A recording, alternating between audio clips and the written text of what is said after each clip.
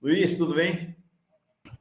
Tudo bem, Mauro, Rebeca, Ana? Prazer estar com vocês mais uma vez e com toda a nossa comunidade. Muito Igualmente, bom. querido, bom dia. Bom dia. Vamos começar, Luiz, para você apresentar para nós, antes de falar da exportação desse modelo fluminense para o resto do país, de fato, um pouco mais como é que se dá a relação entre a política e os políticos e a milícia e os milicianos no Rio de Janeiro nesse momento. Talvez a gente pudesse pensar menos em termos assim de relações entre entidades externas, né, umas às outras, mas muito mais do que um condomínio ou uma confederação, um processo comum, porque para voltar um pouquinho na história, esse programa tem se dedicado à história, à memória e ao reconhecimento da pregnância, da presença da história e da memória na construção do presente e do futuro, né? E isso é absolutamente crucial. Aliás, um parêntese, eu me sinto até pessoalmente ligado ao tema anterior, Mauro, que envolve os chineses e toda essa situação, porque um querido amigo meu de infância e adolescente, Sérgio Sbradia, morava no prédio em que estavam esses chineses. Olha.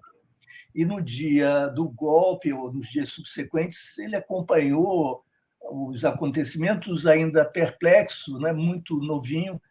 Nós não tínhamos exatamente, claro, a dimensão disso tudo, mas ele já acompanhava, já testemunhava como uma aberração, como um absurdo, como alguma coisa muito violenta e injusta que precisava ser compreendida. E eu tive até vontade de procurá-lo quando você mencionou o tema de hoje, até para sugerir que você o ouvisse. Eu tenho a impressão que ele participou da produção, da direção, da elaboração desse mini-doc, sabe? Que foi feito a partir do olhar justamente de uma criança. Eu tenho a impressão que o Sérgio participou e, de toda maneira, como disse a Yara, né, a gente ainda vai descobrir muitos fios dessa trama. Então, aproveitando o mote, que é esse recuo na memória e na história, o poder local, esse poder que estava um pouco para além ou aquém do foco principal digamos, dos grandes dramas políticos, esses poderes locais na região metropolitana do Rio de Janeiro foram sendo construídos em comum pela força, pela violência, pelas armas e pelos interesses econômicos e políticos.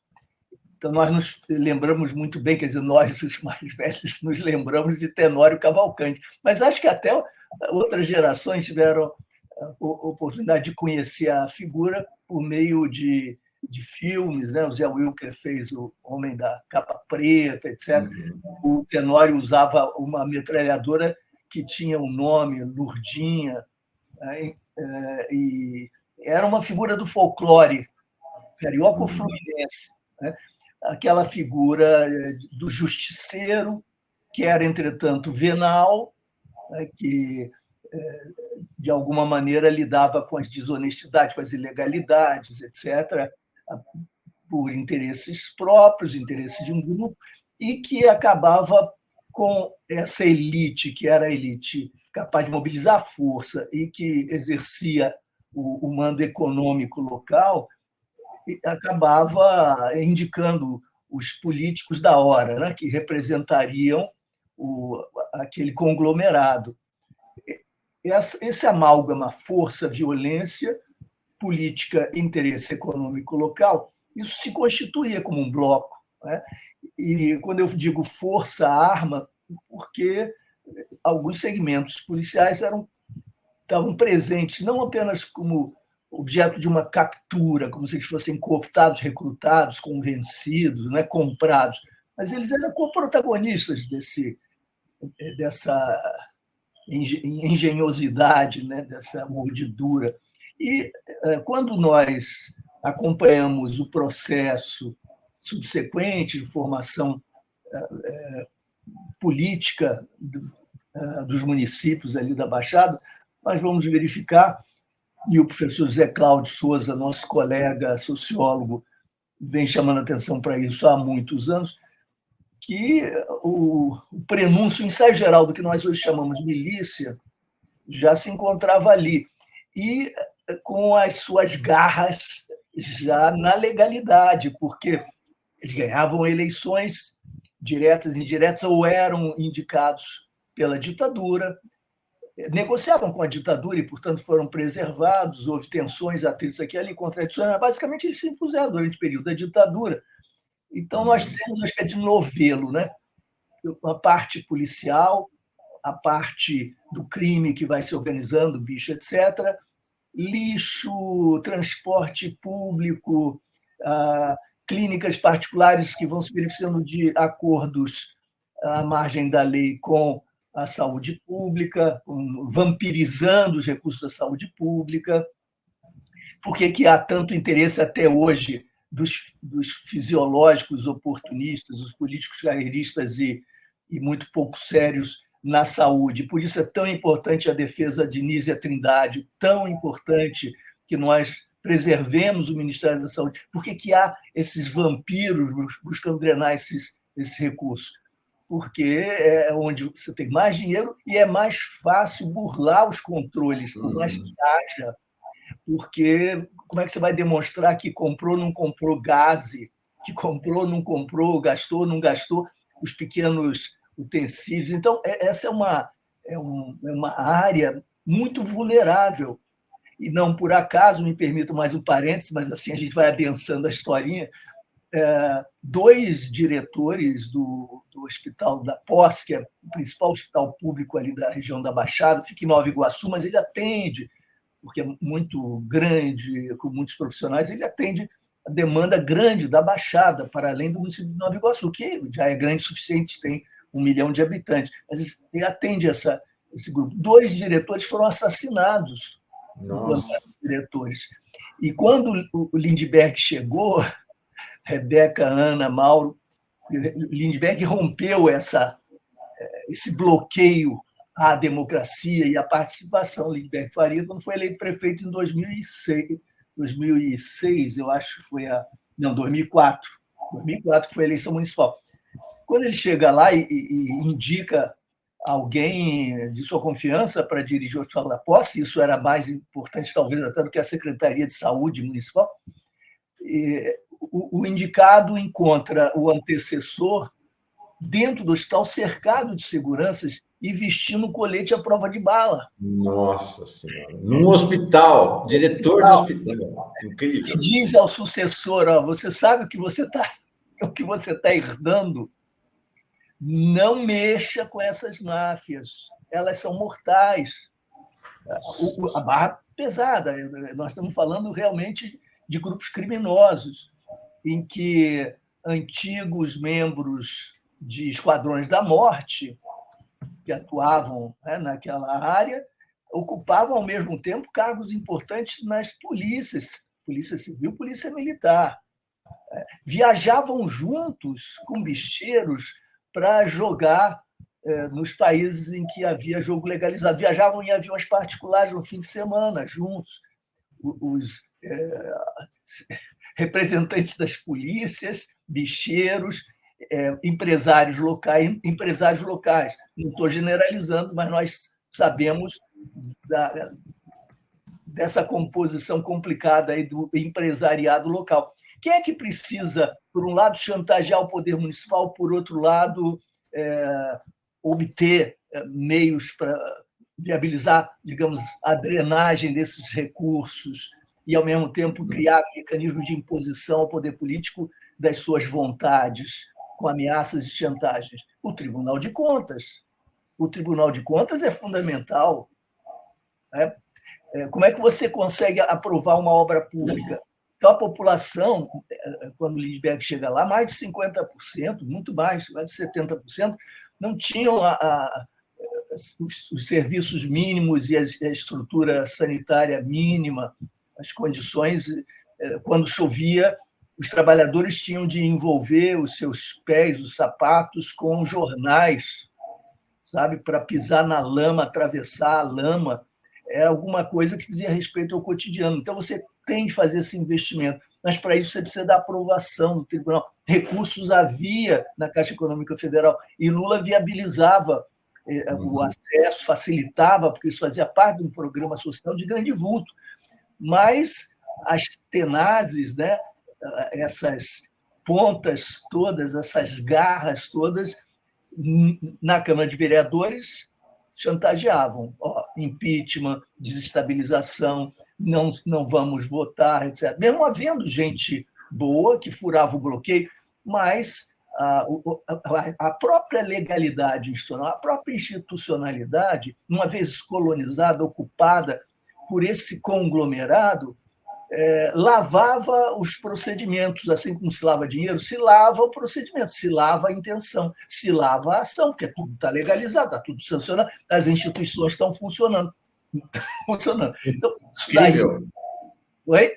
Incrível você falar isso, porque vem à mente os irmãos Brazão. Então, os irmãos Brazão no Legislativo, no Tribunal de Contas do Estado, o chefe do clã, né, o Domingos Brazão, e o Chiquinho Brazão era, até pouco tempo atrás, simplesmente secretário de Ação Comunitária do Eduardo Paes, da Prefeitura do Rio, que é exatamente quem lida com as periferias do Rio de Janeiro. O Eduardo Paes entregou as periferias para as milícias no Rio de Janeiro. O resultado, pelo menos parcial, digamos que seja parcial, respeitando os procedimentos judiciais, né? Não foram condenados definitivamente, a gente tem de considerá-los indiciados ou pré-indiciados, o que seja. Mas, enfim, tomando esse resultado parcial das investigações sobre Marielle e Anderson, sobre o assassinato deles, como referência, exatamente isso que você disse, Mauro. O que é que nós temos? Um chefe da polícia, um membro do Tribunal de Contas e um político que atuava em âmbito municipal, depois estadual e agora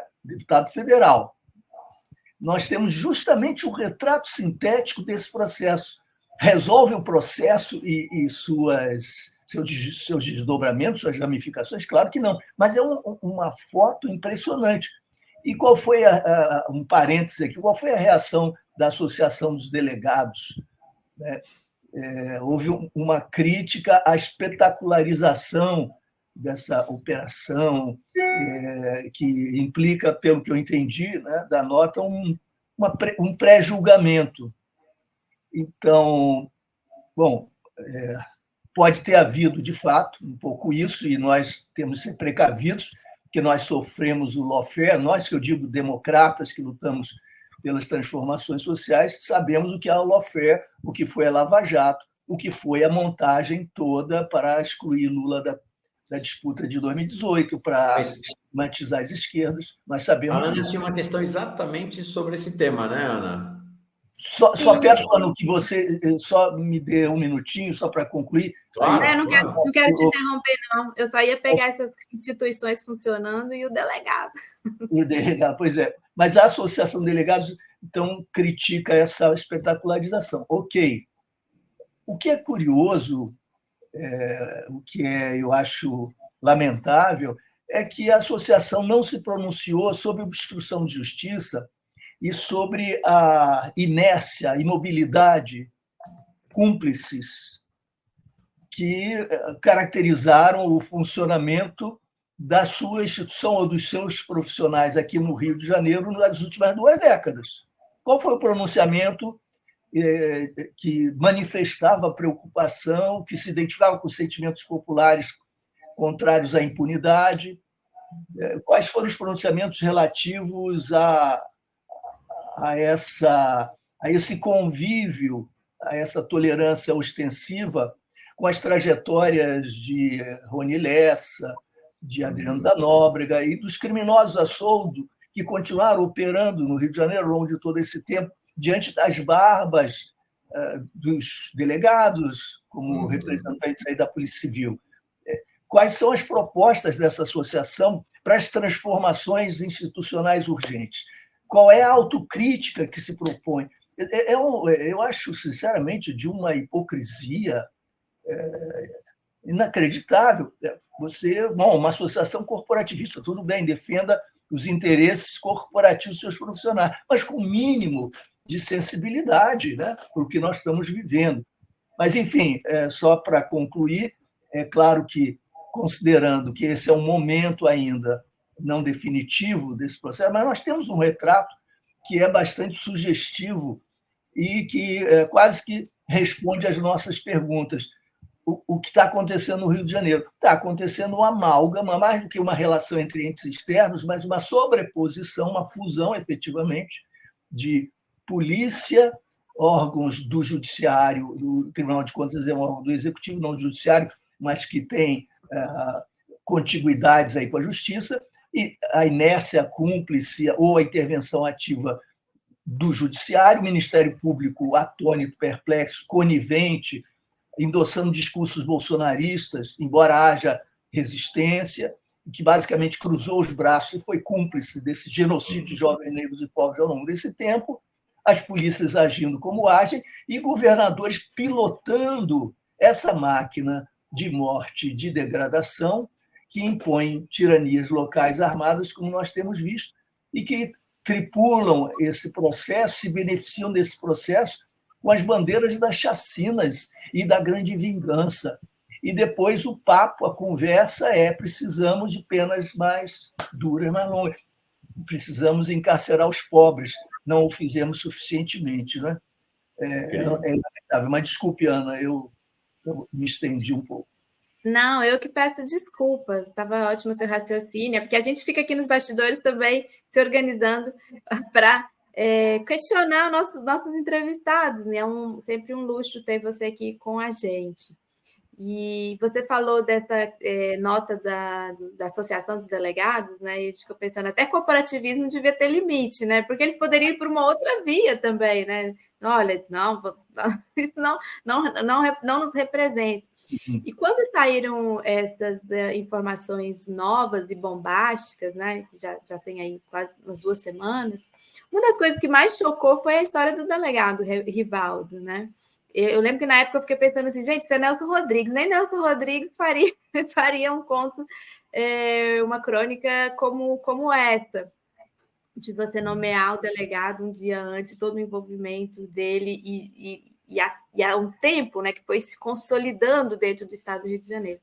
E aí queria te ouvir sobre isso, o que você achou também de toda essa história.